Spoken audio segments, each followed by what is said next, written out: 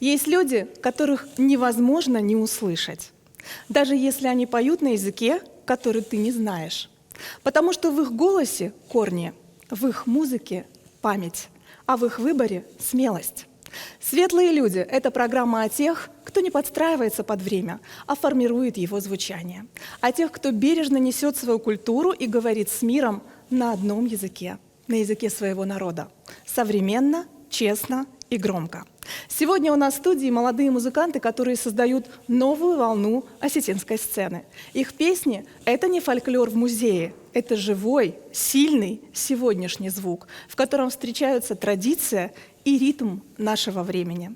Это разговор не только про музыку, это разговор про выбор — говорить и петь на своем языке, про ответственность за свою культуру и про свет, который появляется там, где есть смелость быть собой. Диана Бисолти и Hit Beat Band сегодня герои программы «Светлые люди».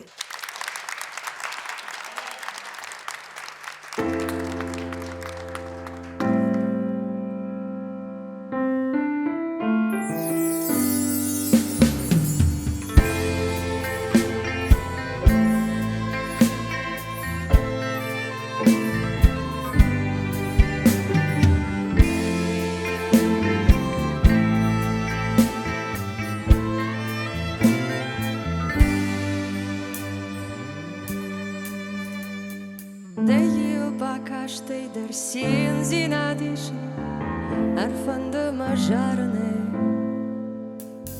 Savonda na fena jarda yerish armashto dan karne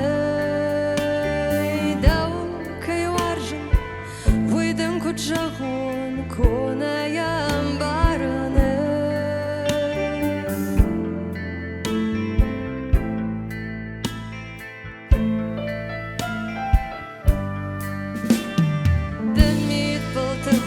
Хут гажардая Азух тарамбалиной Нарашух дунеял дема саугая Ануш мафасариной О, сакано Нырдын кучагон Мабавар шандарой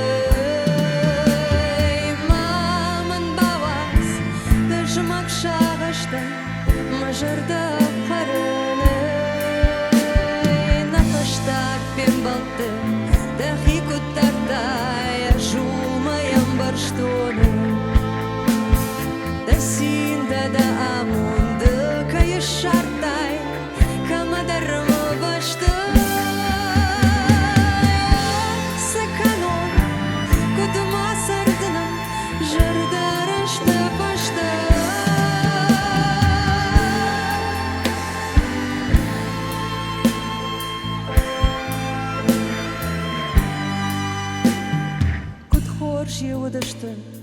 Майрух шежарта шажар четахахтан хей Махай каднафада Уаттар мажарда Даубашкая сарзаны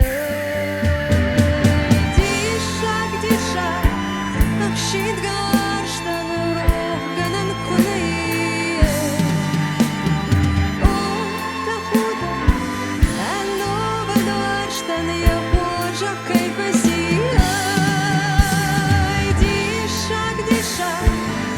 Шит гарштан Рохганан кунай О, тахуда Анно бадуарштан Яхожах кайфаси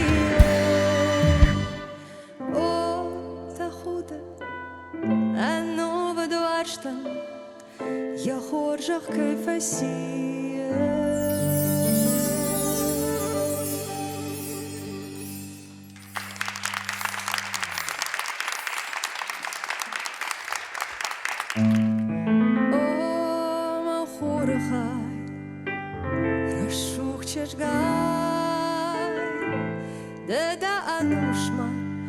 Масард масин дама больниц Рашух чешгай Полмамид волна ваху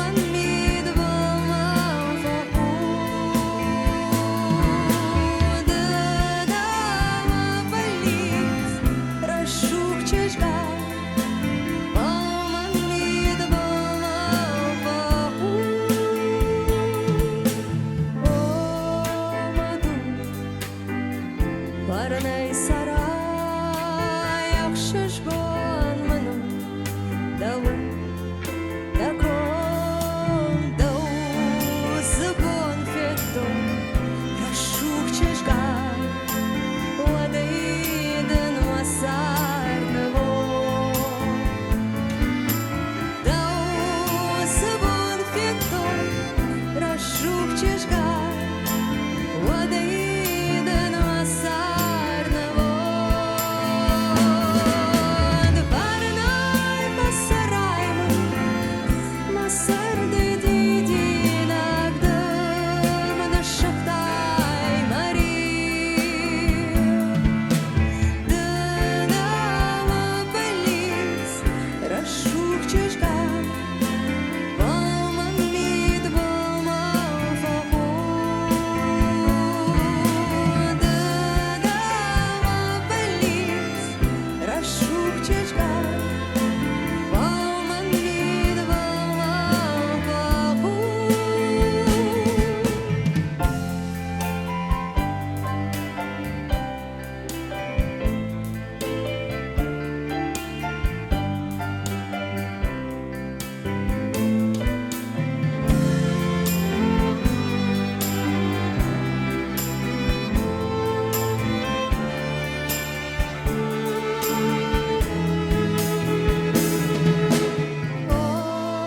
Охым пызыку, шаурашу, да ануштам, масар, масин, да болит, рашух чешгай, балман мид, балман фахун. Да болит, рашух чешгай, балман мид, балман фахун. Варнай пасарайма, масарды дидинагдым, нашахтай Мария. Дама болит, рашух чешгай, балман мид, балман фахун.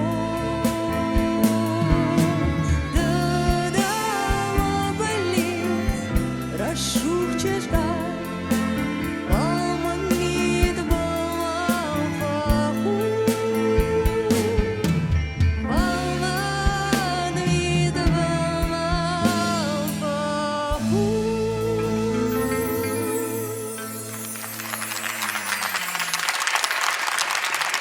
Бужник. Диана Бисолти и Hit Beat Band сегодня гости студии «Светлые люди». Добрый вечер, ребята, мы очень давно вас ждали, и я хочу сказать огромное спасибо за то, что вы к нам наконец пришли. Спасибо, что пригласили. Что дождались. Мы будем знакомиться с ребятами, с музыкантами в ходе программы. Диан, первый вопрос, конечно, тебе. Мы начали программу со своеобразной визитной карточки песни Уашгадакан. И вот эта песня, не знаю, она, мне кажется, раздавалась какое-то время просто из каждой машины, из каждого радиоприемника. Это было так приятно. В какой момент ты для себя решила «хочу петь»? Ой, это было очень давно. Это еще с детства.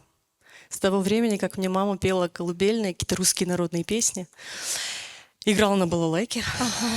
И вот тогда я решила, что, наверное, с музыкой будет связана моя жизнь. А потом музыкальная школа, а потом протесты против музыкальной школы. Но все равно я вернулась. Все мы через это проходили. Ну да. Кстати, у меня здесь сегодня сидит моя коллега Мадина Макоева, которая сейчас является помощником ректора Горского государственного агроуниверситета.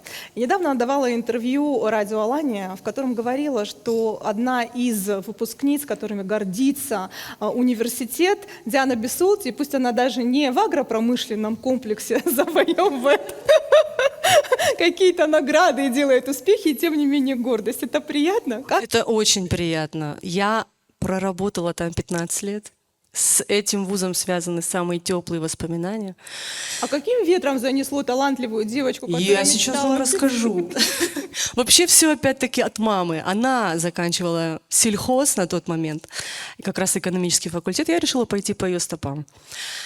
И окончив, так мне понравилось там, что я решила остаться там на 15 лет работать. Но так вышло, что связала не с экономической направленностью свою жизнь, а как-то меня во дворец культуры занесло. В общем, я была администратором и методистом отдела воспитательной работы.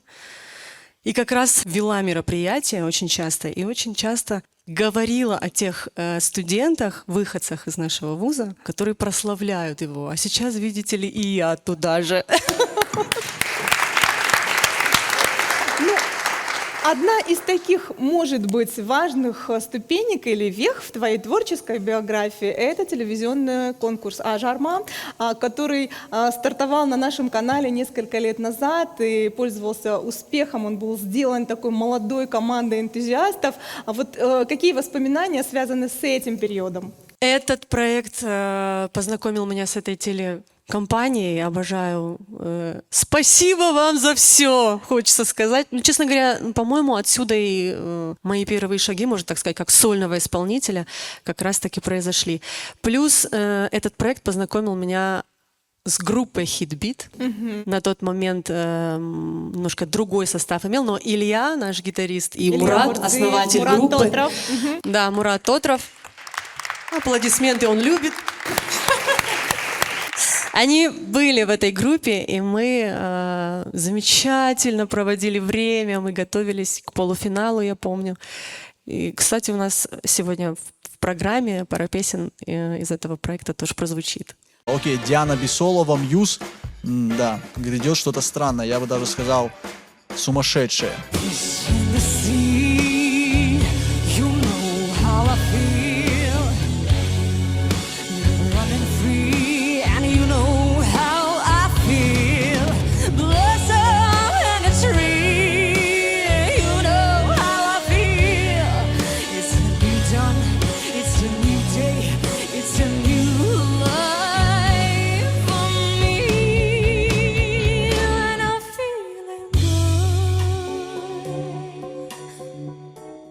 А вот то, что не удалось завоевать, скажем, первое место, это где-то сломало или наоборот дало стимул двигаться дальше? Я вам сейчас расскажу. Вообще подобрался такой коллектив, состав участников. Мы все друг с другом дружили. Как-то так вышло, что я не чувствовала конкуренции. Такой конкуренции не было, да? Нет, мы переживали друг за другом, мы поддерживали друг друга, радовались друг за друга. И не было такого ощущения. Мы дружим. Единственное то, что расстраивает, то, что одного из нас выберут. Вот это ужасное правило, да? Это просто ужас. Но на самом деле мы просто решили, что мы выйдем и получим удовольствие друг от друга, от выступления, от песни, от номера и все.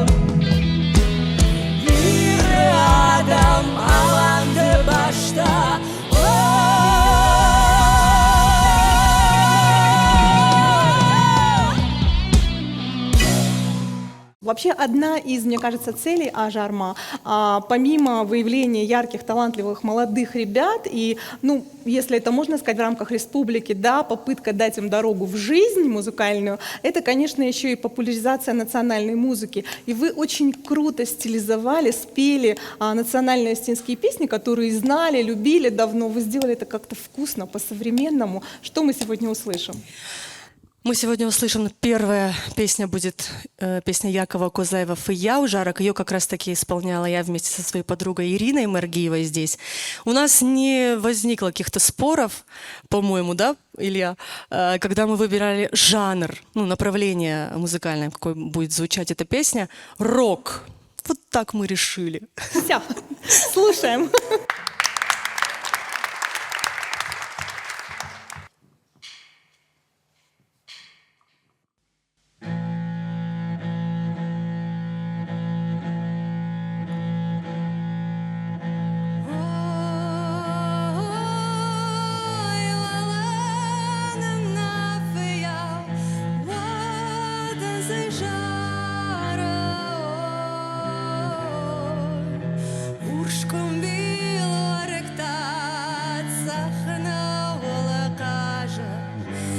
захнавала кажой,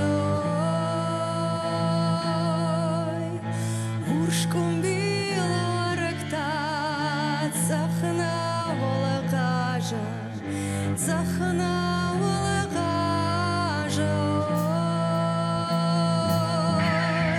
Ой, пияна на жара, Боже, Барбадо. Ой, оржу пахиш, сынан, жойчен кардаго, жойчен кардаго. Оржу пахиш, сынан, жойчен кардаго, жойчен кардаго.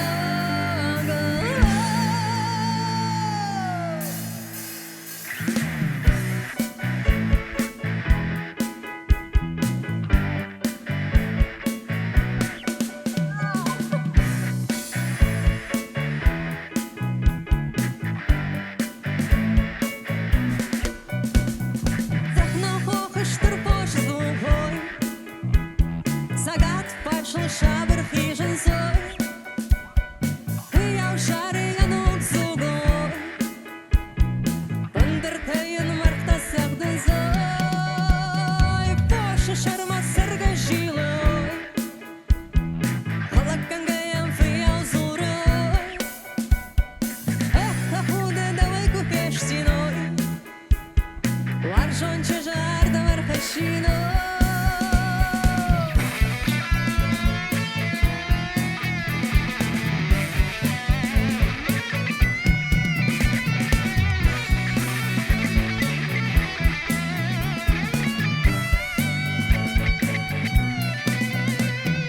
Батухин я карным адой, Дамбакшин я ушар михтой, Алзак жара куман каниной, Уламатта ногой пештиной,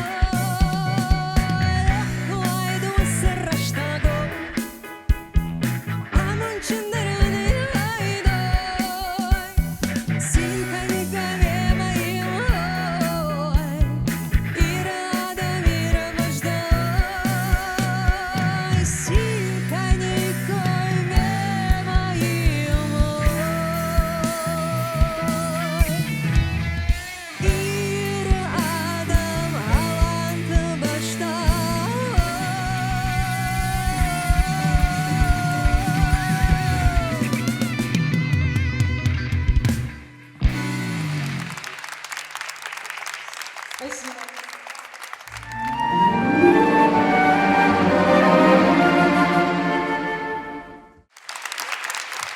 Еще одна песня, которая буквально завирусилась и стала любимой, популярной. Это песня, которую исполняли ребята Люба Джуева и Арсен Гациев. Кстати, давайте передадим им привет. У Любы сейчас не очень простой период в жизни. Здоровья тебе, девочка, талантливая, красивая, умница. Мы все за тебя болеем, держим кулачки. И дай Бог, чтобы ты справилась. Давайте поаплодируем.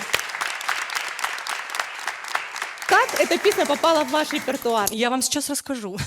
Вообще эта песня была, по-моему, как гимн вообще проекта. Мы приходили на репетиции и заслушивались. Вот ребята играли, Арсен и Люба пели, мы им подпевали. Я лично влюбилась в эту песню еще тогда. И когда мы собрался вот состав нашего коллектива уже, эта песня была одной из первых, которую мы разучили. Очень теплые воспоминания о ней, поэтому я люблю ее петь. И недавно мы познакомились с ее автором лично, были в Цхинвале, Алзира Габараева, милейшая девушка. Нас пугали, что она очень ревностно относится к тому, что ее песни исполняют. Но нас она как-то вот приняла и пела вместе с нами. А можно, пока вы к песне не перешли, вот как раз Мурат и Илья, хочу спросить, какие были первые впечатления от работы с Дианой Бессолти? Она тогда не была такая популярная, известная, любимая, звездная. Были капризы? Нет, совершенно. Говори правду, Илья. Ну, капризов не было, честно говоря. Сразу обозначил, что эта девушка очень скромная. Я ее первый раз тогда вообще видел. Ее партнершу по дуэту я раньше с ней познакомился, с Ирой. И вот когда что Ира, что Диана, когда рот свой открыли, я вот думаю, вау. Думаю, ну вот. Задатки были видны, да? Ну, это круто. И очень сильно повезло с номером. То, что номер прям им подошел. Это один из моих любимых номеров. Спасибо. Мурат, Диана периодически грозно оглядывается, говорит, да, так было, да? Если тебе там угрожают, как говорится, ты мигни. А я хочу добавить по поводу их дуэта с Ирой.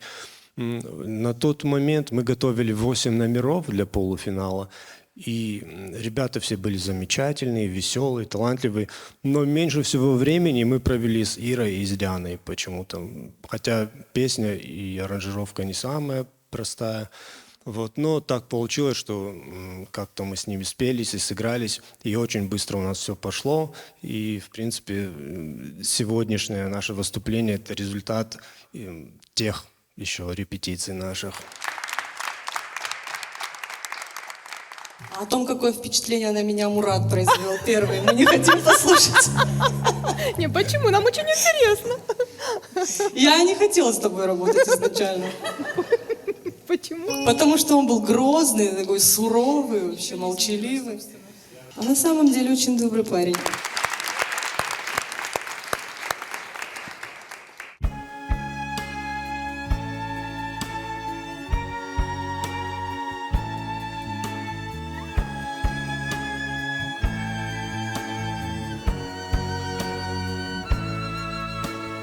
Ждала арканын шталыта, ждала арканын мы, амамын мажырды ежар жета,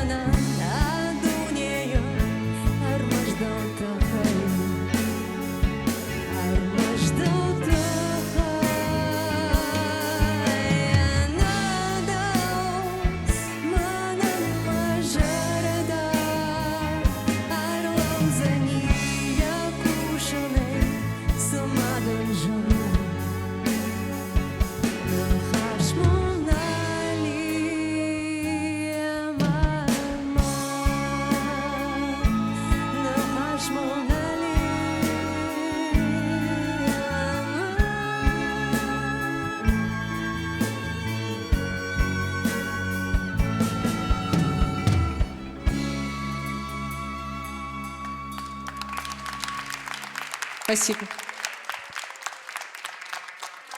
Диан, когда мы встретились предварительно и планировали эту встречу в эфире, ты сразу обозначила, что мы будем петь блок остинских песен.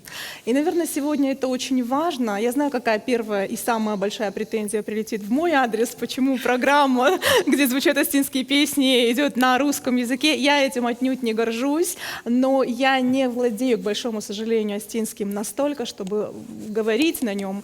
Поэтому я прошу прощения. Вот мне хочется спросить, вы чувствуете себя больше, чем музыкантами? Вы чувствуете себя носителями осетинской культуры? И осознаете ли вы, какой реальный вклад вы вносите в сохранение остинского языка и остинской культуры для многих поколений? Должна сказать, что я тоже не владею литературным осетинским языком. На бытовом уровне мы общаемся все, да, понятно. Но мы к этому стремимся. Очень хотим, чтобы и наши дети говорили и пели на остинском языке. То, что мы делаем, ну, честно говоря, изначально я никакого значения не придавала этому. Ну, пою то, что люблю, пою так, чувствую, то, что мне нравится. Но когда приходят отзывы, подобные тем, что, ребят, хочу понимать, о чем вы поете, поэтому пойду изучу осетинский язык, да, вот тогда приходит осознание того, что что-то важное мы такое делаем все-таки. И среди этих людей много молодых. И это тоже, мне кажется, очень А какая хорошо. публика, вот основной зритель на ваших концертах? Это все-таки более старое поколение или молодое? Я видела на наших концертах и совсем деток, вот 6, 7, 8 лет, и очень взрослых людей. Есть ощущение, что если бы вы больше пели на русском или английском, да, какие-то современные треки, они бы вылетели какие-то, не знаю, российские, может быть, дай бог, мировые чаты гораздо быстрее, нежели сейчас вы пытаетесь пробиться с национальной музыкой? Честно говоря, мы не пытаемся ничего делать абсолютно. И я не считаю остинскую песню неконкурентно способной на мировом рынке даже. Просто очень сложно продвигать ее. И вот у нас нет способов это делать. Вообще самое простое, что можно сделать для песни, чтобы она была популярной, это написать и спеть ее. Вот если вы сейчас наберете в любом поисковике «самая легкая работа в мире», там где-то между гардеробщиком, да, и дегустатором будет автор песен. Это правда, я обиделась, но это факт. Сложно записать качественную музыку, материал, а дальше этап еще сложнее, это продвигать ее. И вот если бы у нас была возможность связи, не знаю, какие-то продюсеры, может быть, известные, если бы наша музыка стала саундтреком какого-то фильма, я думаю, что вопросов бы не было. Ну, дай бог, чтобы это все было осуществимо, но в любом случае сейчас же существует очень много стриминговых площадок, и вас можно слушать, я не знаю, это реклама будет, да, нельзя, наверное, мне говорить, но в любом случае на любых платформах, где можно скачать и послушать музыку, вот это пока не приносит, скажем, вам какой-то, ну, такой ощутимого подспорья. Единственное средство продвижения нашей музыки — это на самом деле соцсети сейчас, да. Мгм. Но, повторю, мы ничего вообще не делаем для того, чтобы наша музыка как-то продвигалась. Мы просто выпускаем ее. Живете, Да, поем. поете. Единственное, что мы можем, это устраивать концерты, давать их больше и больше, притягивать слушателей, вовлекать их в свою музыку. И только так. А какой самый неожиданный, ну, может быть, комплимент, может быть, какие-то добрые слова из какого-то неожиданного конца света прилетели в соцсетях? Было что-то такое? Было, я вам сейчас скажу, это было после песни «Аназонга». Как-то она попала парню, музыканту, испанцу, через моего брата и там через брата-брата, в общем, неважно, ну, как это происходит обычно. Правило 6 рукопожатий. Да, и он прислал там друг моему брату, в общем, смс на английском языке, там было что-то вроде, я сейчас не процитирую, но суть могу передать. В общем, очень круто, что ребята поют на языке, который находится на грани вымирания, и делают это красиво. Спасибо. Меня это растрогало.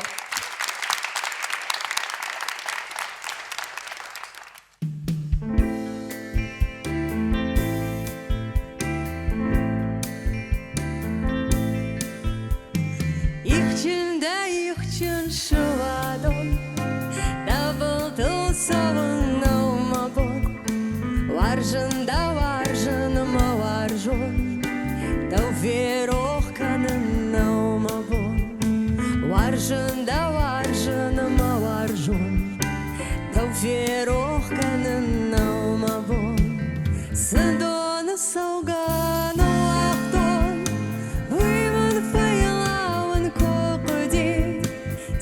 Зачем калганы уақытын Уймын равдауын көпіде Зачем калганы уақытын Уймын равдауын көпіде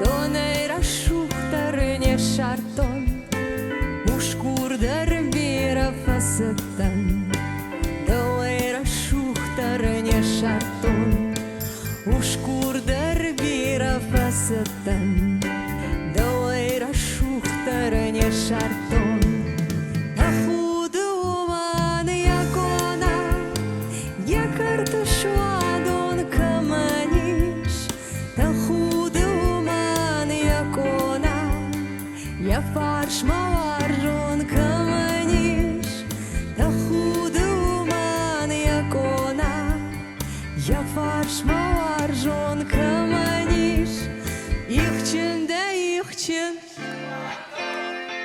Дабылды савын Варжын да варжын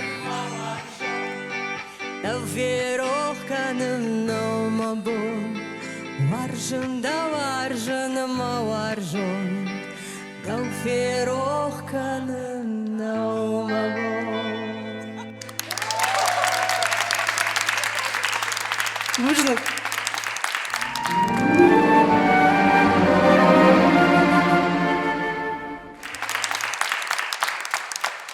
Каждая песня в вашем репертуаре такая жемчужинка. Вот как происходит отбор? Вот есть песни, которые пишешь ты для коллектива, мы чуть дальше их услышим и поговорим.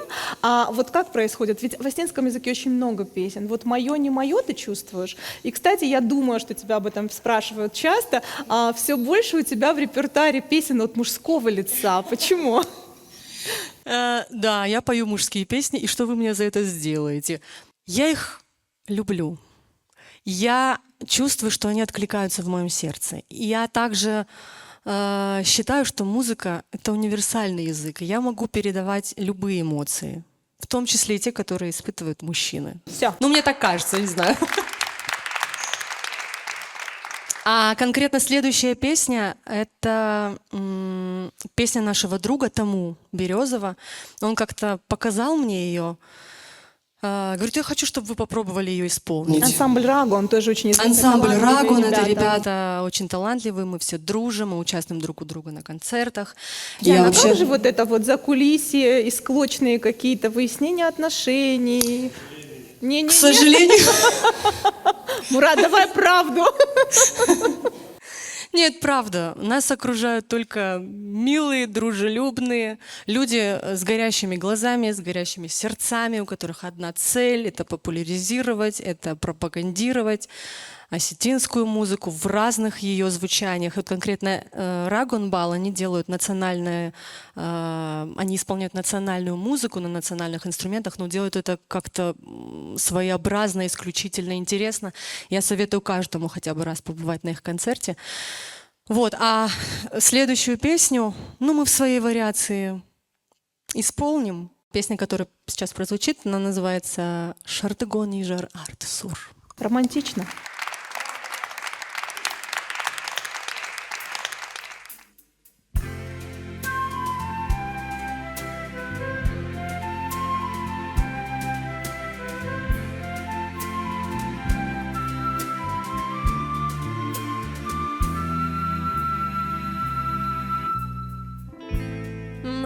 עכשיו Вжиштай фатехи майдаро Арбон жмешей каласахай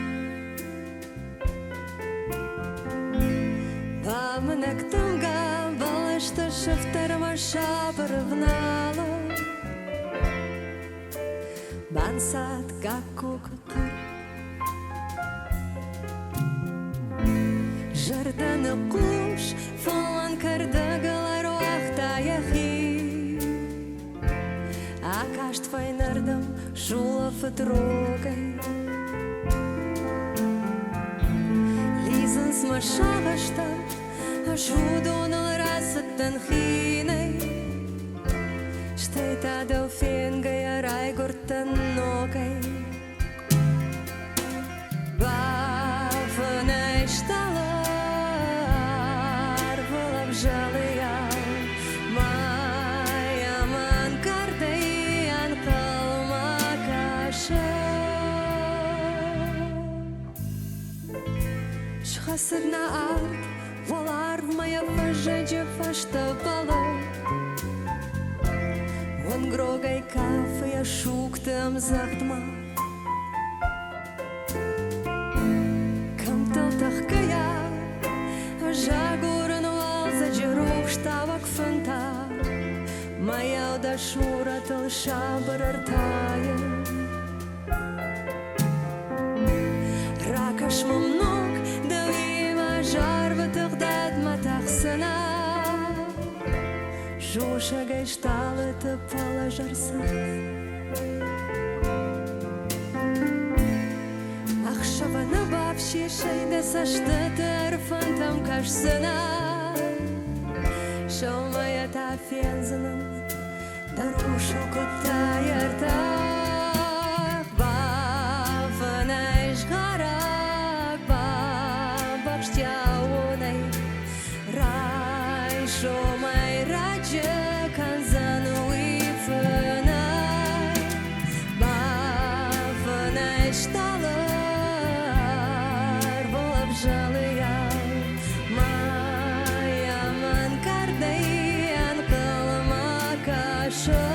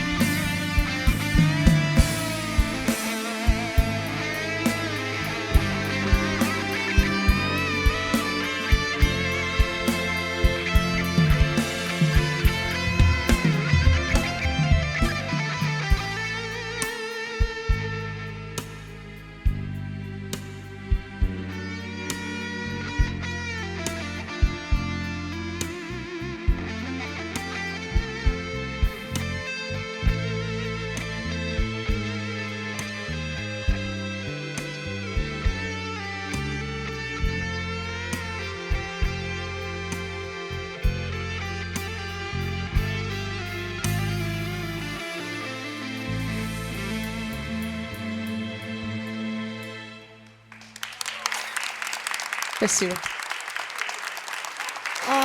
Я, с твоего позволения, хочу представить наших замечательных музыкантов, которые сегодня пришли вам в помощь и нам на радость. Это студенты Владикавказского колледжа искусств имени Валерия Гергиева, скрипки София Дзампаева, Светлана Марзоева, Алана Базаева, виолончель Амина Бедоева и большой друг коллектива, насколько я понимаю, саксофон, флейта Георгий Гордеев. Спасибо вам большое. Ну и, конечно, наши музыканты, о которых мы сегодня немного поговорили, с которыми мы немного поговорили. Давайте начнем с прекрасной леди за клавишами. Клавишные инструменты Марина Лавриненко. Здравствуйте. Ударные Мурат Тотров. Бас-гитара Максим Леонтьев. Гитара Илья Бурдзиев. Прекрасный вокал Диана Бесолти. Ребят, а вот как вы собрались с тем составом, который сегодня вот есть здесь в студии, с которым вы сегодня выступаете? Вот финальный аккорд, как он собрался? Финальный аккорд пришел к нам год назад. Это Марина. Да, немножко состав изменился за 4 года существования группы. Те люди, которые сейчас, это, по-моему, максимально наши. Но я хочу, чтобы о группе больше рассказал основатель ее. Это Мурат. Мурат Тотров. Мурат.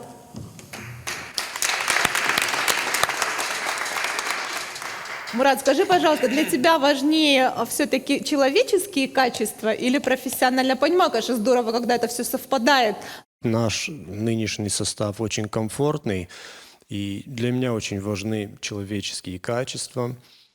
Конечно, без профессионализма тоже тяжело очень. И я расскажу немного о ребятах, кто сегодня на сцене. Гордеев, ну мы его называем Жорж, Георгий Гордеев. Это мой однокурсник. Марина Лавриненко тоже училась со мной на одном курсе. Нет, более-менее, можно сказать, рядом мы учились, заканчивали в одно время, можно сказать. Илья и Максим, они чуть позже заканчивали училище искусств, я имею в виду. И девочки, скрипачки, они, кто-то сейчас учится, кто-то выпустился в прошлом году. По сути, сейчас на сцене у нас 3 поколения музыкантов, учеников Владикавказского колледжа искусств. Ой, какая имени прелесть. Гергиева.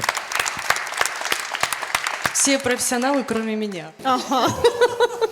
Да, 3 выпускника эстрадного отделения этого училища. Вот. И, конечно, мы все благодарны этому заведению. И здорово, что есть такое заведение, и что оно выпускает профессиональных музыкантов. И многие идут дальше. Кое-кто задерживается, мы их перехватываем. Кое-кто возвращается к нам, как Марина.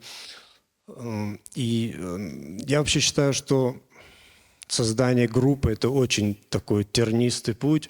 Через многое мы прошли. Много ребят от нас ушли. Они поняли, что это не их. Либо бывало такое, что мы поняли, что эти ребята нам не совсем подходят. Вот. Но сейчас мы спокойно работаем. Уже с Мариной год, а с ребятами уже побольше, несколько лет работаем. И пока у нас в планах нет никого отпускать. И с девочками очень нам нравится работать со струнным квартетом. Очень здорово вообще, что они к нам присоединяются, как у них бывает время, и как мы находим проект, где они могут с нами поиграть. И мы очень признательны, что вы сегодня украсили нашу программу своим присутствием. Спасибо большое. А я бы тоже хотела сказать, что вообще музыка совершенно по-другому зазвучала. Абсолютно, красиво. Абсолютно. Она Очень какая-то красиво. такая летящая, парящая, нежная. Спасибо большое. Спасибо, ребят.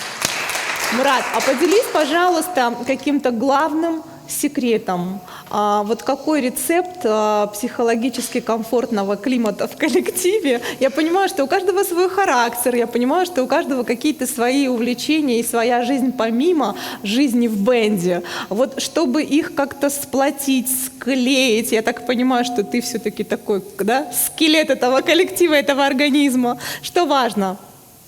Знаете, я уже больше 10 лет работаю в оркестре имени Кима Суанова под руководством Николая Александровича Кобоева. Я у него очень многому научился в плане терпения и сдержанности.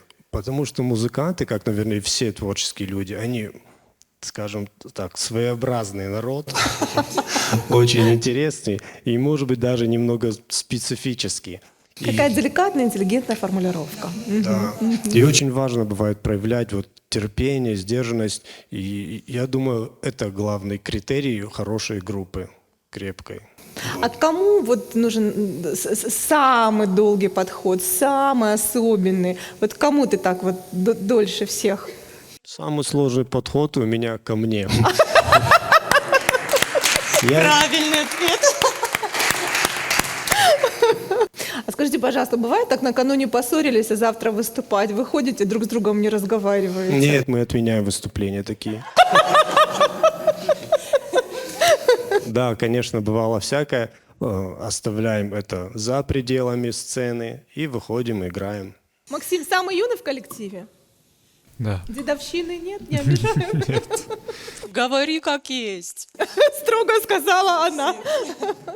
Если случаются какие-то творческие споры, на почве чего? Мы можем спорить только по поводу выбора репертуара, например, и по поводу того, в каком жанре должна быть песня. Мы спорим, и потом слышим голос откуда-то издалека. Он говорит, так, будет вот так. Мурат, а важно дать возможность выпустить пар, а потом сделать так, как я сказал, да? Я хочу сказать, что мы всегда выслушиваем все версии, все идеи ребят. Демократия Потом- в коллективе есть, да? Ну, и поначалу, да. Мы выслушиваем все версии, пробуем все, потом садимся, думаем. Ну и, естественно, мы решаем потом, в конце, естественно. Вместе. Можно пару слов? Конечно. Не закончил, ура. Был такой тренер великий, шотландский, футбольный, Брайан Клав его звали. Вот, и он как-то сказал в своем интервью, ну, мы садимся за стол переговоров, разговариваем 20 минут, потом решаем, что я прав, и расходимся. Примерно что-то такое. Диан, а вот ты говоришь, что самые большие споры – это споры о выборе репертуара. Какая самая экстравагантная была песня, вот какое предложение, которое было отвергнуто, а может быть, наоборот, там удалось переубедить, и она сейчас есть в вашем репертуаре? Мы всегда пробуем. Я могу предложить какую-то песню, мы начинаем ее играть, и я понимаю, что она мне не подходит ни по тональности, ни по настроению, и мне это не нравится, мы ее бросаем. Ну, в общем, Моя попытка номер 5. Ты знаешь, я помню, несколько лет назад я разговаривала с одной своей подругой, которая позвонила и сказала, я сегодня была на свадьбе, и вот статусная свадьба определялась тем, что там пела Диана Бессолти. То есть это была крутая свадьба, там пела Диана Бессолти. Диан, вот в какой момент ты поняла, что ты становишься популярна? В какой момент стали узнавать? Это радует или иногда напрягает? вообще не чувствую этого. Ну, меня, правда, 2 раза узнали на ПВЗ. Это очень необычно и очень такое приятно. ПВЗ? Пункт выдачи.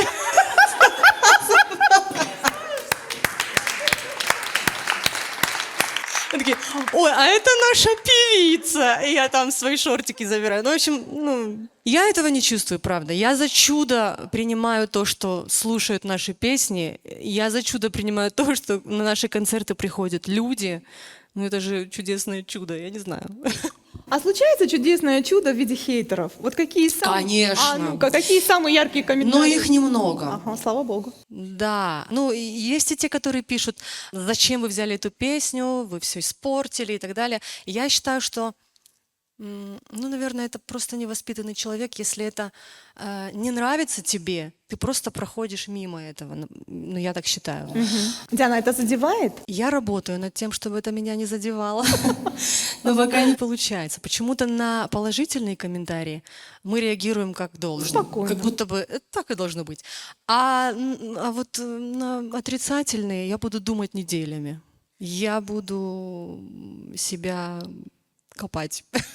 А кто вот в коллективе самый такой строгий критик? Я даже, я уже предполагаю, наверное, да, куда мы оглянемся в этот раз опять. Кто решает, получилось или нет? Вот оставляем мы такую версию аранжировки или нет? Вот для вас удачный трек записанный или удачный концерт, вот как это ощущается? Это все коллективно происходит.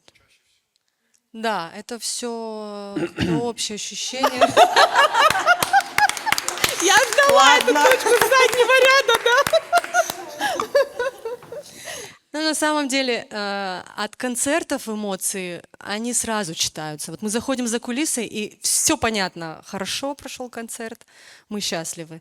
Если какие-то моменты, как будто не додали или как будто бы не довзяли, такое тоже бывает. А бывает, когда вы выходите в зал, вот как сейчас, да, ощущение, что вроде что-то не так, что-то кому-то не нравится, все сидят с серьезными лицами, и я по глазам понимаю, что у тебя даже не растерянность, а вот, ну вот ты хочешь их дожать. А получается вот переломить ситуацию в свою сторону? Чувствуешь от этого такое вот удовлетворение? У меня было такое, это было в доме Вахтангова, когда я увидела на передних где-то рядах сидел мужчина очень серьезным лицом, он просто меня, ел. Я обычно с закрытыми глазами пою. Поговорим об этом. Да. А тут я увидела его взгляд и думаю, нет, я буду на тебя смотреть, пока ты не улыбнешься. Он улыбнулся. Он улыбнулся, по-моему, когда я забыла слова. Диан, на самом деле, вот чуть выше ты сказала о продвижении. Сейчас на федеральных телеканалах огромное количество различных музыкальных конкурсов, в которых успешно принимают участие и наши земляки. Вот никогда не было желания засветиться в эфире, где-то себя показать. И вот сейчас ты сказала, я пою с закрытыми глазами, вот я сейчас себя чувствую немножко Сережей Лазаревым, который всегда сидит и говорит, ну на нас смотри, для нас спой. Вот почему? Что это, кстати, за особенность? Тебе так спокойнее? Я понимаю, что очень важно для артиста иметь не только аудиальную связь, но и визуальную, но я просто так себя спасаю. Я ужасно вас боюсь. Это никакая не фишка. Я не хочу ничего этим там показать или что-то, какую-то особенность. Нет, просто я спасаюсь от страха. Я однажды поймала себя, это был какой-то конкурс, я пою с закрытыми глазами, в моменте открываю глаза и смотрю, я пою в кулису. Как-то меня так тело развернуло, да, я быстро собралась, вроде никто ничего не заметил, не знаю. А вот ты знаешь, со стороны кажется, что ты очень уверенный в себе человек. Ты выходишь на сцену, и ты берешь эту сцену, и ты берешь этого зрителя. А я хочу, знаете, для чего? Для анонса. Вот она сейчас говорит, я ужасно вас боюсь. А давайте мы сейчас все вместе ей скажем, а мы тебя любим. Готовы? 3, 4. А мы тебя любим. Спасибо большое. Одна из первых, наверное, мне так кажется, и любимых песен в вашем репертуаре — это песня «Нем барыш», которую когда-то великолепно исполнил Кавказар, песня от Самаза Владимировича Макоева. И, может быть, хочется несколько слов сказать о ней. О ней и о нем. Вообще с Ацамазом Макоевым, наверное, была связана моя жизнь с детства, потому что я его произведение играла в музыкальной школе. В выпускном классе я получила 4 с плюсом, между прочим, за его ноктюрн. Но для меня и его имя — это было вот где-то Чайковский, Рахманинов, Шостакович, Прокофьев, Макоев. Вот что-то такое недосягаемое. А сейчас я прихожу в союз композиторов, он меня угощает конфетами, мы там о чем-то беседуем, он всегда нас очень поддерживает. Я пришла к нему с этой песней просто просить разрешения, чтобы он мне позволил ее исполнять. Естественно, он это сделал. И он всегда очень помогает и поддерживает нас. За это ему огромное спасибо. Спасибо большое. А песню эту мы очень любим. И сейчас ее споем. Да, с удовольствием.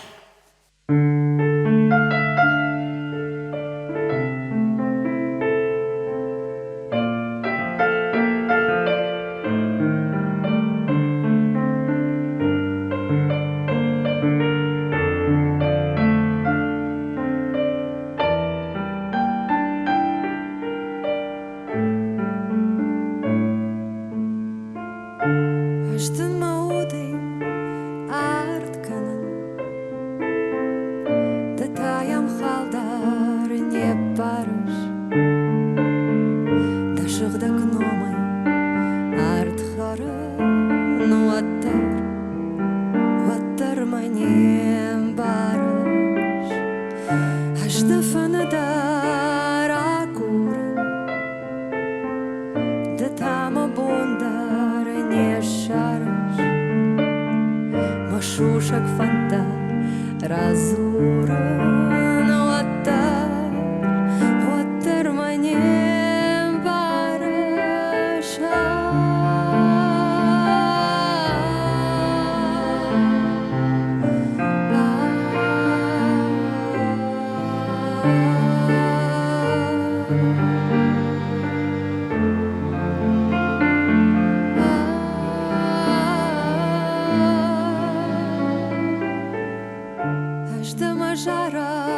parahoną.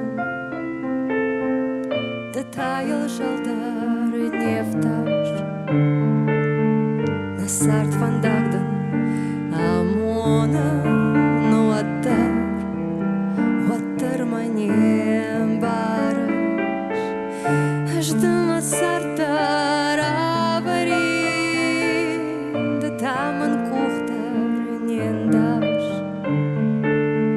Жаринтен теден ракалын Оттар манем бараш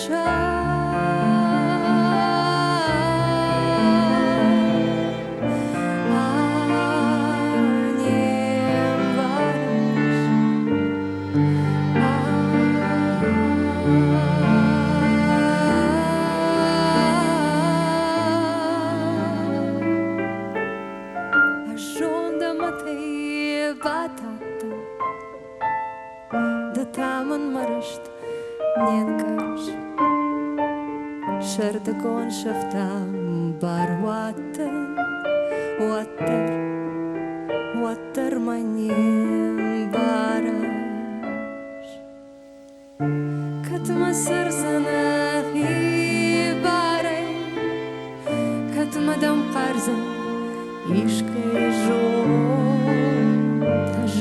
Жонын Видарай man bambarsana ishkat bona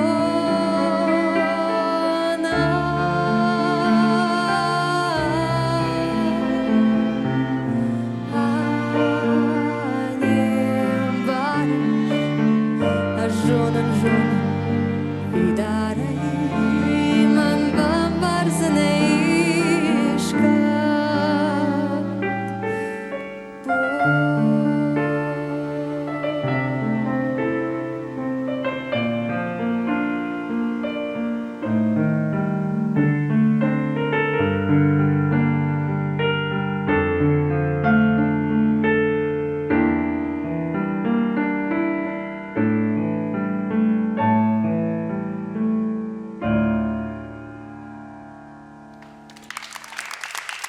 Спасибо.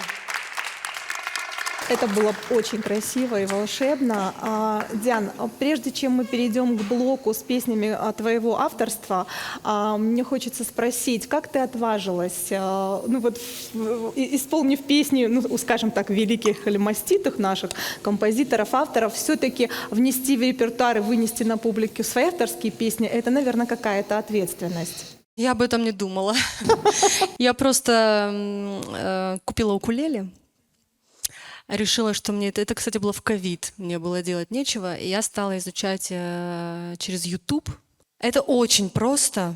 Аккорды сложились в мелодию, а вот с текстом было проблематично. Я считаю вообще Дегорский очень мелодичным, музыкальным, невероятно певучим языком. Кто-то со мной солидарен. Своих видно сразу, да? Да, и вот песня, которая сейчас прозвучит, там есть такое сочетание звуков «ду-ай». Мне показалось это очень красивым. И вот с этой фразы пошло все. И я стала перебирать, играть с текстом, скажем так. И тут уже моих знаний бытовых было мало. Я подключила маму, я подключила папу, словарь русско-дегорский. И вот как-то так, иногда жертвуя смыслом, я немножко ловила рифму. И как-то текст написался сам.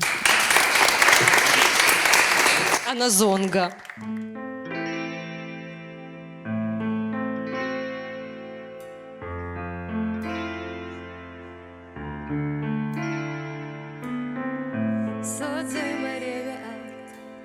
Sodzui marevi ar duai Duai sohtai na zonga Dawalangai bakast Danabare bakast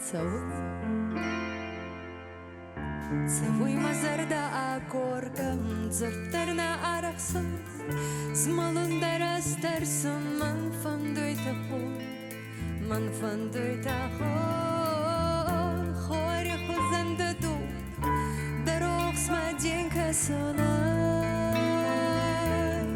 Не пса все тут звала. Це все.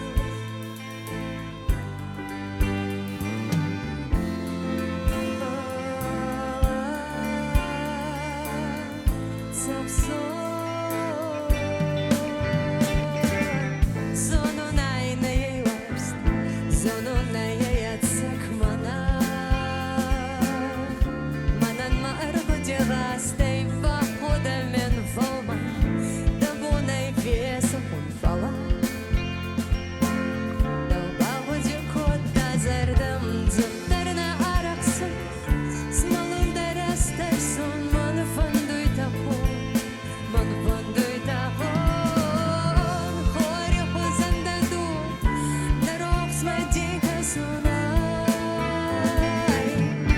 Все тут звала. Це все.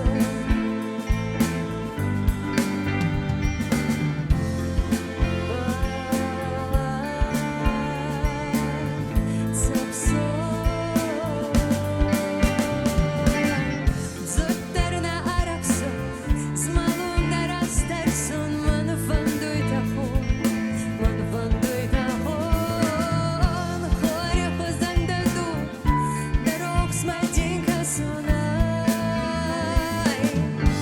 Все тут звала. Це все.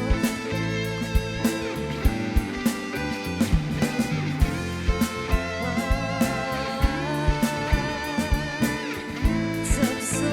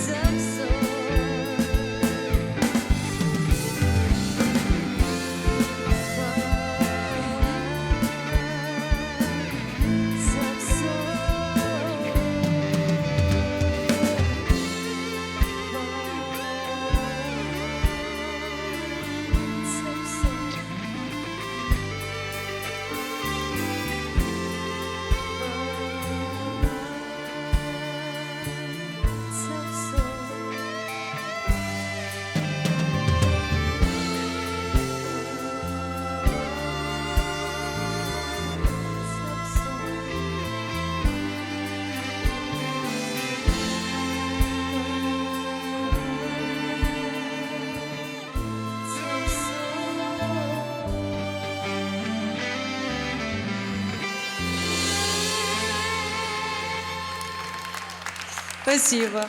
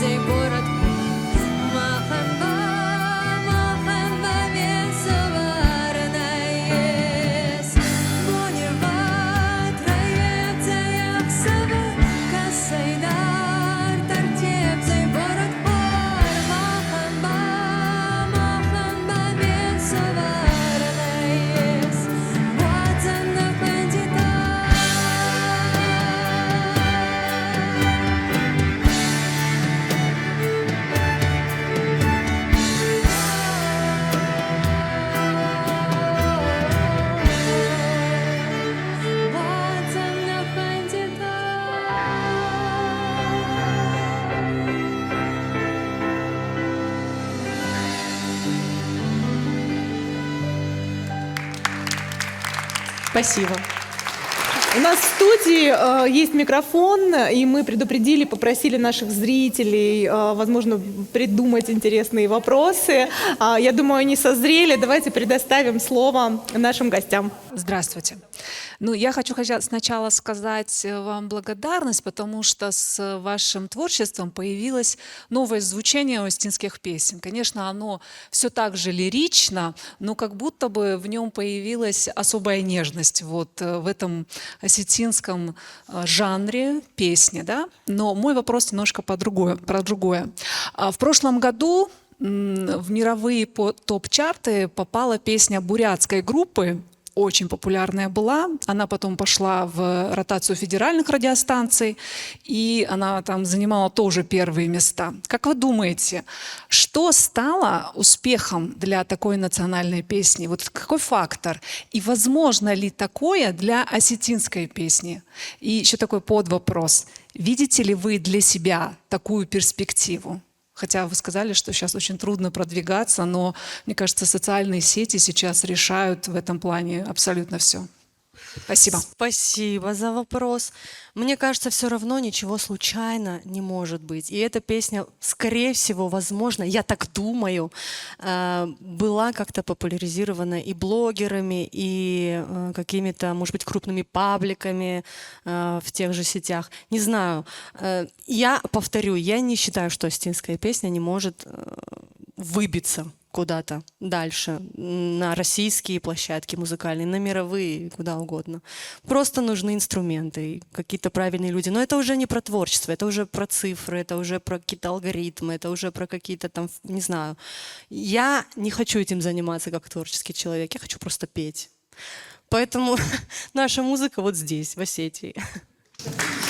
Диан, а вот чуть выше я как раз спросила, и ты не ответила, почему вы не хотите участвовать в каких-то телевизионных шоу, проектах, не знаю, «Голос», «Ну-ка все вместе», какие-то вокальные шоу на различных федеральных каналах? Я очень много конкурсов прошла за время, пока училась и работала в Горском ГАУ. Но это же все локально, они тебе не дают той степени известности. Но сейчас туда идут ребята, нет, да. дело не в этом. Дело в том, что меня просто очень много раз оценивали, Ага. и мне бы не хотелось, чтобы это продолжалось. Я как-то вот, я не хочу. Я делаю то, что делаю, и мне не хочется оценки такой. Понимаете, о чем я говорю? Понимаю. А вдруг это будет так плохо, что я просто закроюсь, я имею в виду мнение, например, жюри, и больше не захочу выступать. У меня так бывает после неудачных каких-то концертов или выступлений, где я там лажаю, где я не забываю слова, я потом несколько дней просто себя корю. Да, но все же живые люди. Понятно, понятно.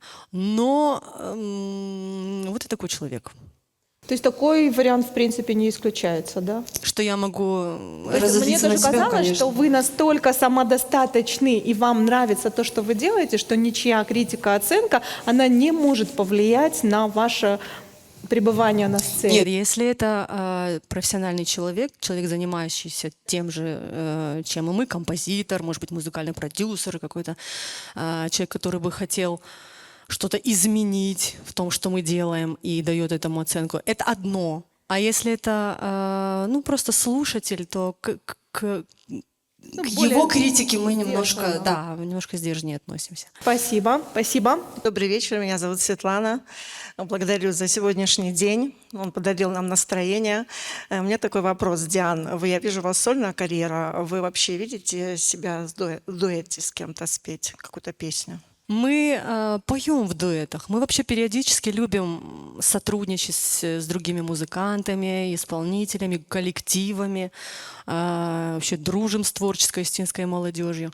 Но именно создавать какой-то дуэт, наверное, пока не в планах. А какая вот такая неожиданная коллаборация возможна? Может быть, какой-то несвойственный вам, я не знаю, стиль, направление, жанр, но хотелось бы поэкспериментировать.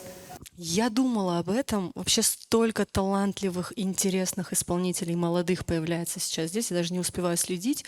Но вот о неожиданных коллаборациях это может быть что-то из ряда рэпа. Ага. Если честно, я недавно узнала о существовании такого персонажа, как Гал. Я не знаю, это тоже где-то в соцсетях. Он поет на остинском языке, записывает, я так поняла, что свои треки сам. Очень интересно создает музыку. Мне бы хотелось объединить наши творческие ауры. Все согласны с рэпом? Но это было бы неожиданно. Это было бы Мурат интересно. молчит. Нет, это было бы правда интересно. Не, он всегда на все эксперименты Говорит нет? говорит, попробуем, потом решим. Ага. Хорошо, спасибо. Мадин. Ну, меня уже представили, да, Мадина Макоева, журналист, сейчас помощник ректора ГАУ. Диана, у меня такой вопрос. Все вот 4 года, как ты на сцене, в основном были камерные концерты в Шките, в доме Вахтанга. Но вот в прошлом году состоялся концерт на, скажем так, большой сцене в Согу. Да, где тебе было комфортнее, учитывая, что ты сказала, что ты боишься, да, зрителя. Вот. И еще один вопрос сразу, если можно. Ты вот опять же, да, проработала 15 лет с молодежью. Молодежь разная. И вот в преддверии того, что совсем скоро начнется «Студ-весна», как ты думаешь, может ли «Студ-весна» стать, ну, видишь ли, да, в ней потенциал стать площадкой, которая дарит вот именно талантливых артистов, музыкантов, которые потом дальше уже развиваются в творчестве, при этом не являясь там профессионалами? Спасибо. Поняла вопрос. Спасибо. Так, первый вопрос. Самая вообще большая площадка это не Согу для меня была, а фестиваль Вахтангов «Путь домой». Мы выступали на большой сцене перед многотысячной аудиторией. И, честно говоря, самый сложный формат — это все равно квартирники. Это тогда, когда зритель вот буквально на расстоянии вытянутой руки от тебя сидит, и он может до тебя даже докоснуться при желании. Там такой обмен идет энергиями, что не передать. А в Согу это был опыт интересный.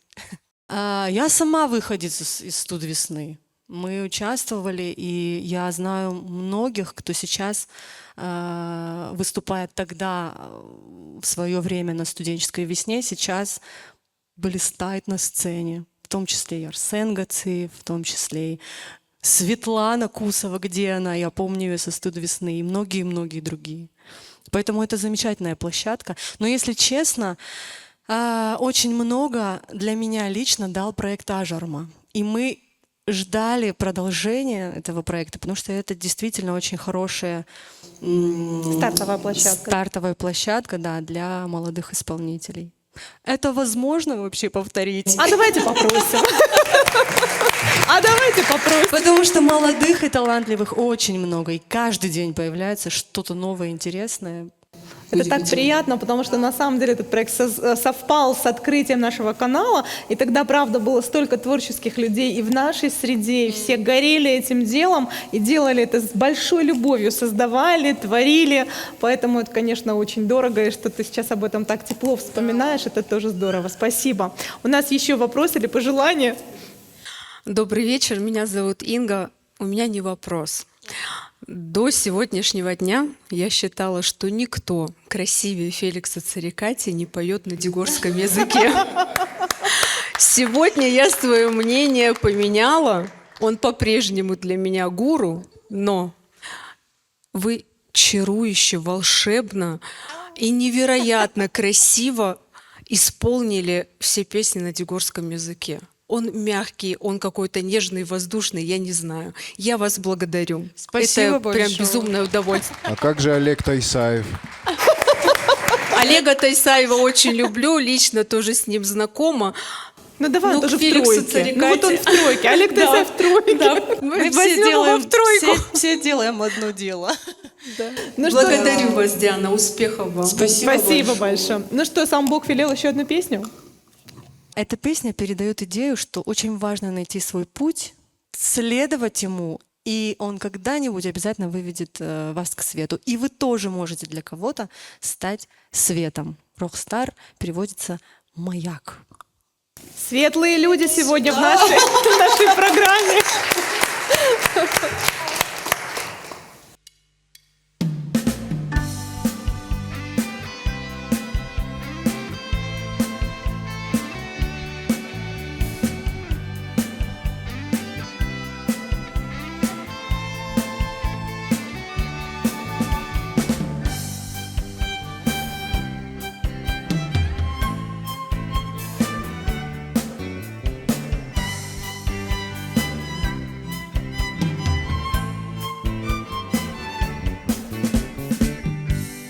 твое идеса, Ардоне хоза, Мама хьеве уха, Нана навина, Валрамон еврава, Ацак на головой, Дарасухт кема, Рох сматурной.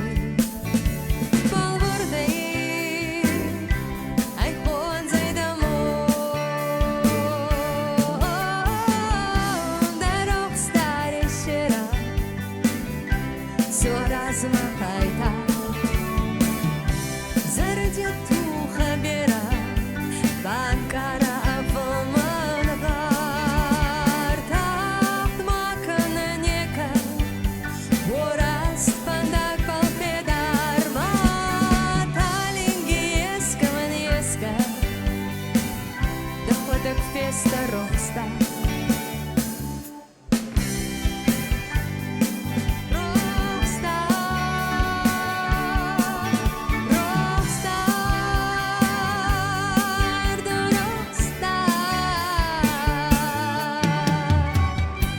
Зона она не вся царанена есть. Маназин тохай на его лакис.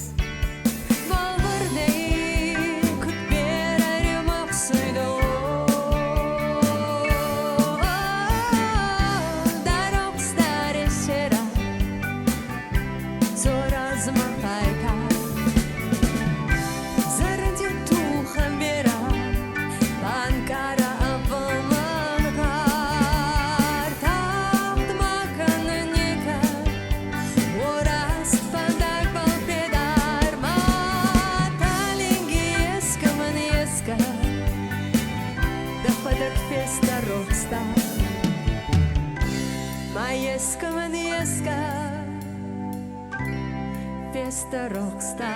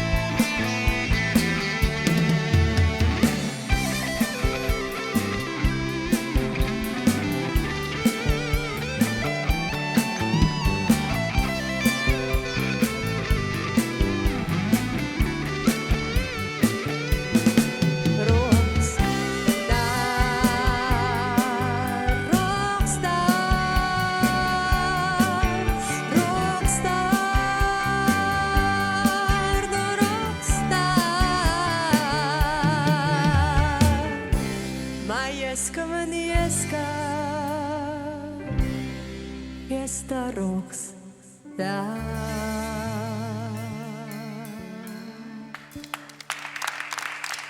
Спасибо.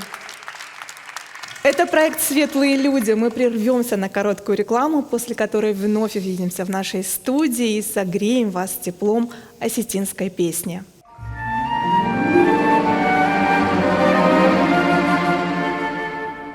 Это проект «Светлые люди». У нас сегодня удивительно талантливые герои. Диана Бисолти и группа Hit Beat Band.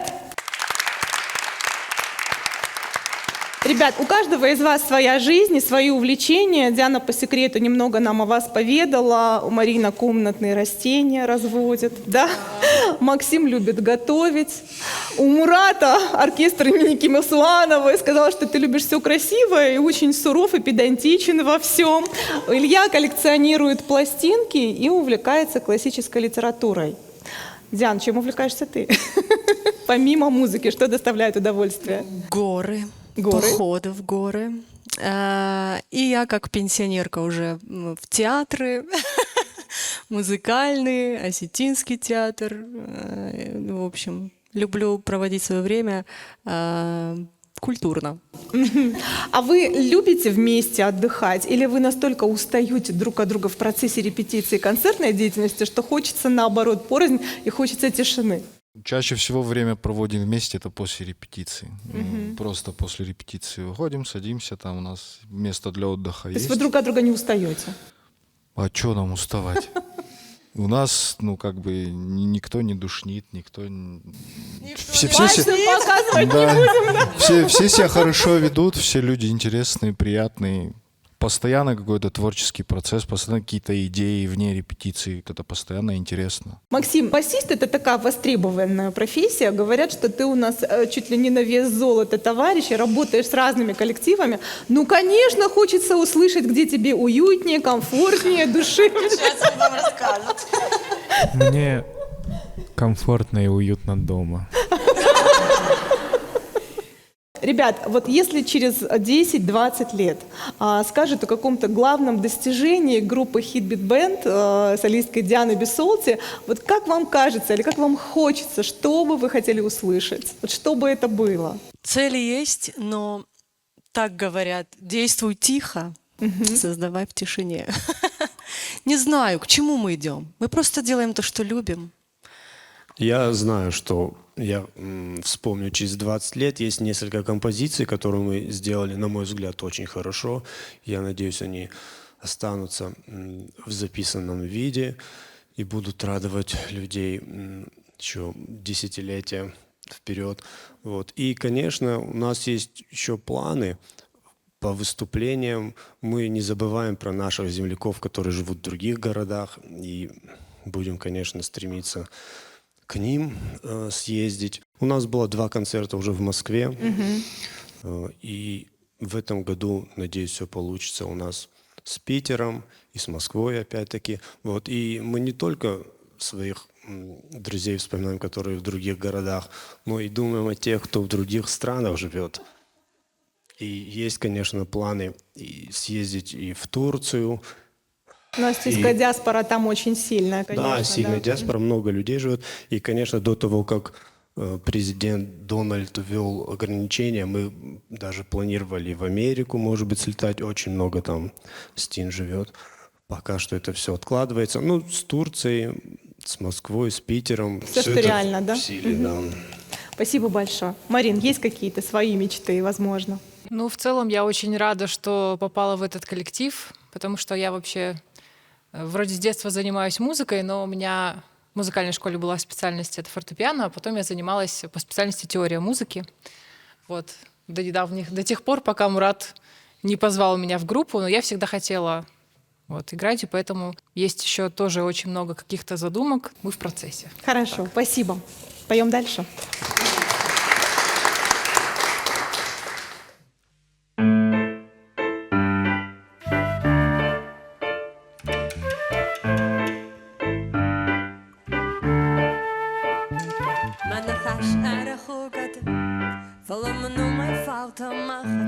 Когда мы бажонын фанду, вот man масаштын гашма бакаш, сахарзе иш фала, уюма митунее айдан, саштын гаш рождена десак, ехалар нику возан шайтан, кашында пашта, кашында пашта, кашында пашта. Кашында пашташ, аргам зенен ташажагы, вызурын саштыта амыры, кунал вақт каник коймажын, вадмаш пыркан гашкалит корай, масаштын гашыл мынауан, вылдар хат шайтлаган язырта, баштонна гом канын сьяфын, ежылын зинат ештыр фыта.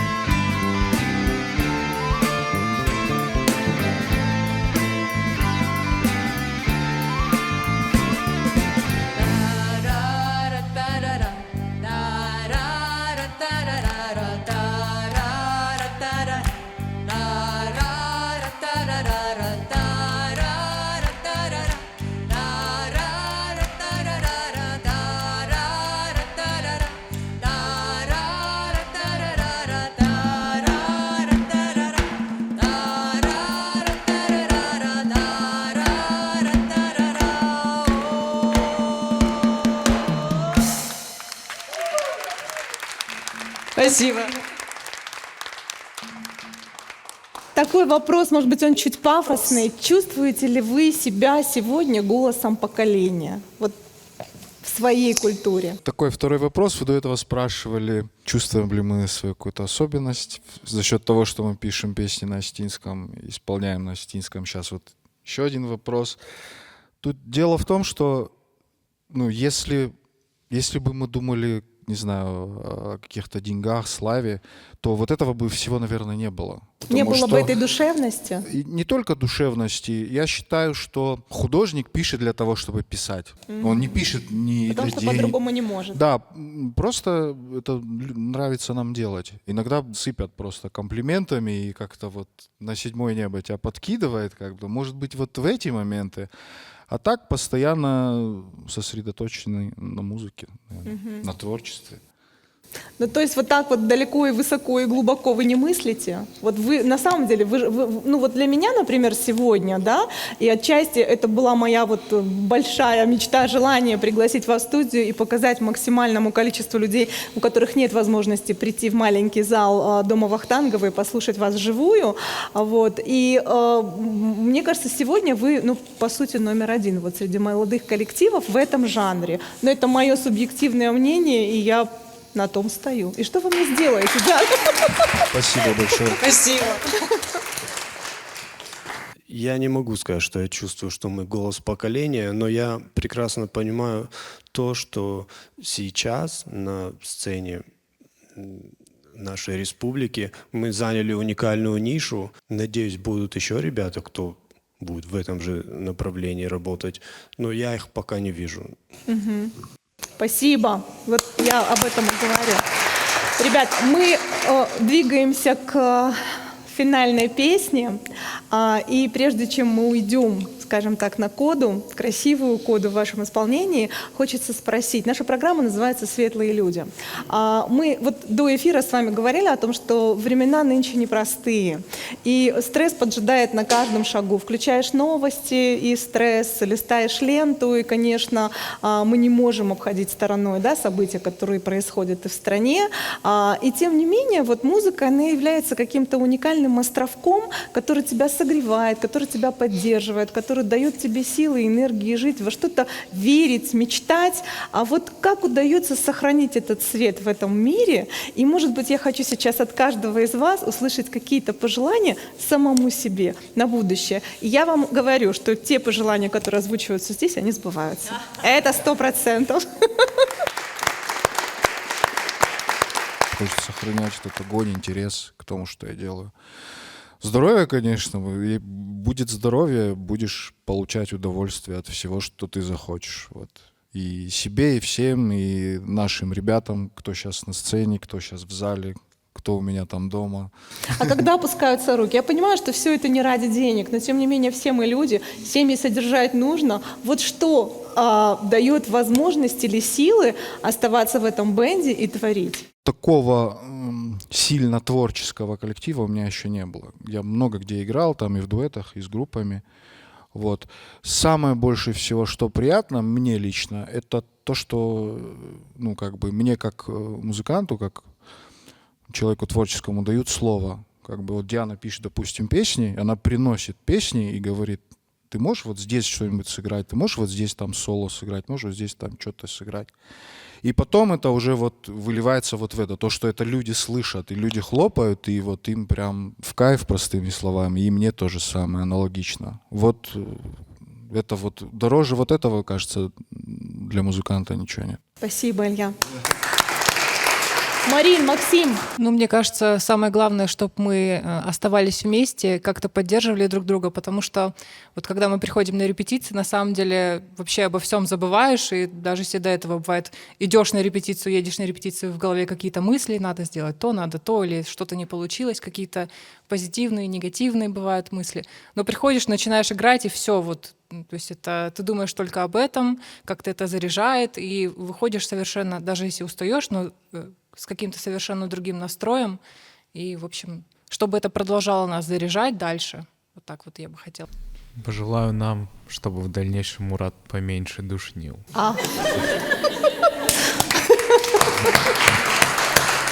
Я согласен со многими умными людьми, кто высказывал такую позицию, что самое главное в жизни — это позитивный настрой. И это одновременно является, наверное, самым сложным. И я всем нам желаю позитивный настрой, и зрителям нашим, слушателям, и членам группы. И желаю, чтобы все мы занимались любимым делом усердно. И в любом случае это в конечном счете приносит свои плоды, и финансовые, и моральные, и эмоциональные. И наш проект этому доказательство. Вот знаете, как бывает, обычно у музыкантов, тем более если мы делаем авторскую музыку, если нет отдачи, ты тухнешь. Как-то нужно научиться не обращать на это внимания и продолжать творить. Вот я желаю, чтобы мы смело это делали. Просто продолжали, и все, несмотря ни на что. Спасибо.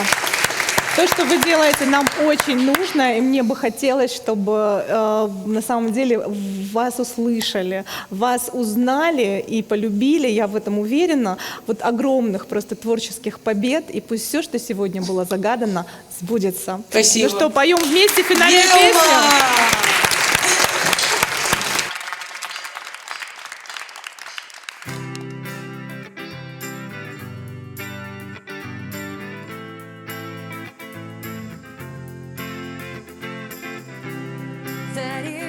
Цари, золота,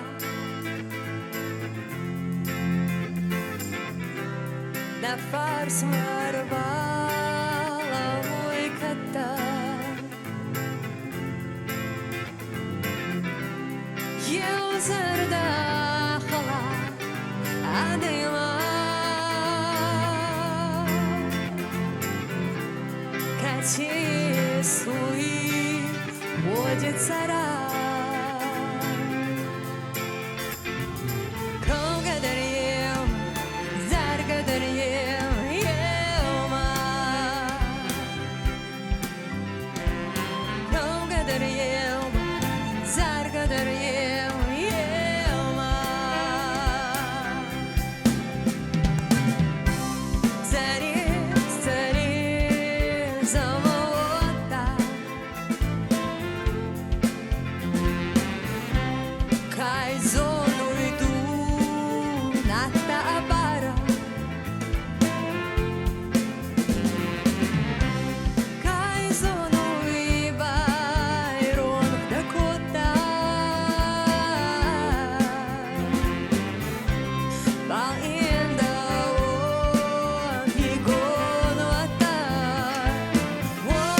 Отар колгадарьем, заргадарьем, елма. Колгадарьем, заргадарьем, елма. Колгадарьем, заргадарьем, елма.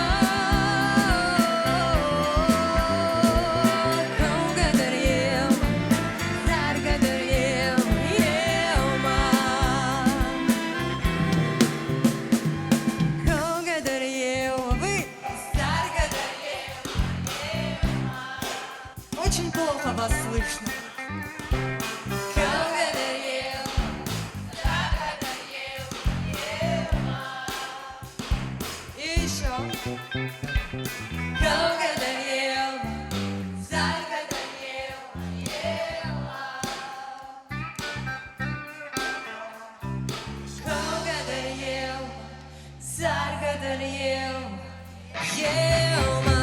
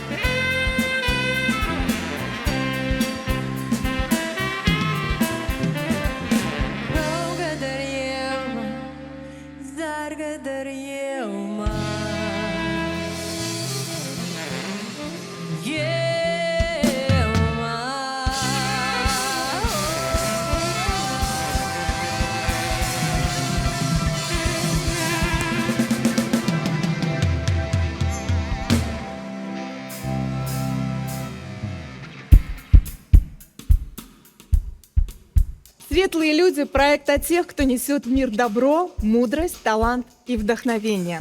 Это диалоги о главном – о выборе пути, преодолении трудностей и радости созидания. Каждый гость, как маяк, показывает, что даже в шторм можно найти верный курс. Свет начинается с нас, и светлые люди напоминают нам об этом снова и снова. Этим вечером в нашей студии были по-настоящему светлые люди. Студенты Владикавказского колледжа искусств имени Валерия Гергиева, София Дзампаева, Светлана Марзоева, Алана Базаева, Амина Бедоева, саксофон и флейта Георгий Гордеев, Хит Бит Бенд, клавиши Марина Лавриненко,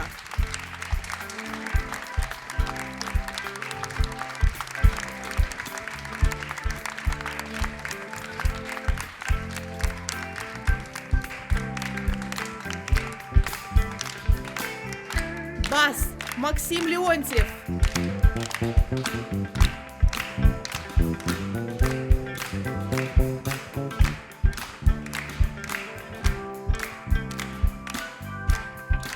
гитара Илья Бурдзиев,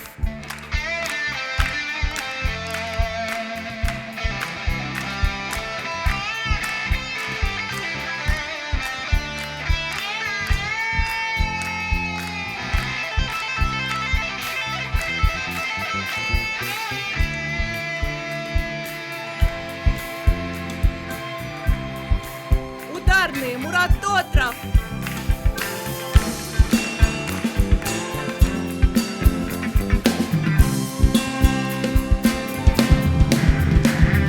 вокал Диана Висолти,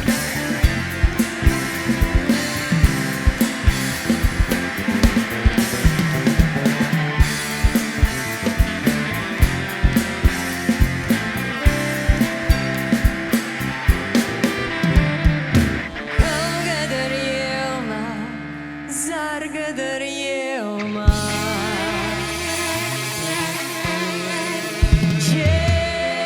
Yılma.